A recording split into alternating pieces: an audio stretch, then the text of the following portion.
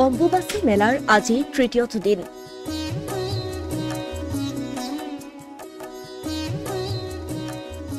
কাইলৈ অম্বুবাচী মেলাৰ নিবৃত্তি। ভক্তৰ বাবে খুলি দিয়া হ'ব মন্দিৰৰ দুৱাৰ। প্ৰশাসনৰ তৰফৰ পৰা ভক্তৰ বাবে আছে বিশেষ নিৰ্দেশনা। প্ৰাচীন মান্যতা আৰু আধ্যাত্মিকতা অক্ষুণ্ণ ৰাখি প্ৰতি বছৰে মা কামাখ্যা দেৱালয়ত অনুষ্ঠিত হয় অম্বুবাচী মেলা।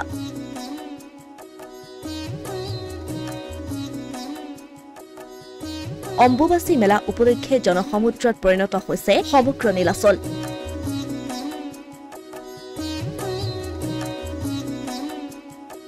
শনিবাৰে পুৱা 8:35:14 প্ৰবৃত্তিৰ লগে লগে অম্বুবাচী মেলাৰ আৰম্ভ হৈছিল।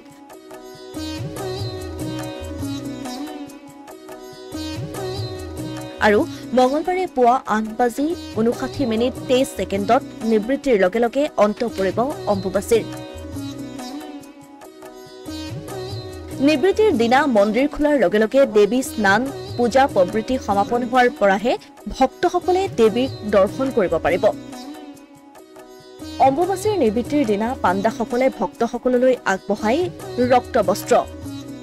এই সময়ছোৱাত লাখ লাখ ভক্তৰ ভিৰ হয় মা কামাখ্যা দেৱালয়ত। সেয়েহে মূল্যৱান সা সামগ্ৰী জোতা চেণ্ডেল আদি লৈ নাযাবলৈ আহ্বান প্ৰশাসনৰ।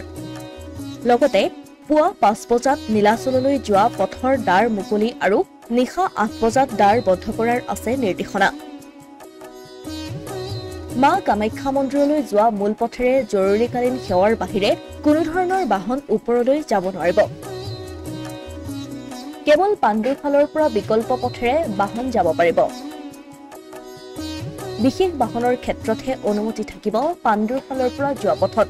নিশা 8 বজাৰ পাছত কামাখ্যাৰ মূল তোৰণ থকা পথেৰে আৰু পাণ্ডুৰ পিনে থকা বিকল্প পথেৰে নিশা 9 বজাৰ পাছত উঠিব নোৱাৰিব নীলাচল পাহাৰত।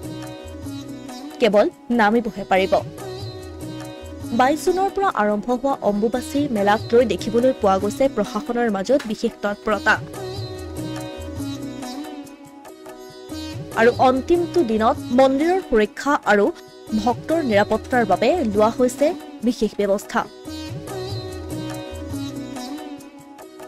Asomiya Pratidin digital desk.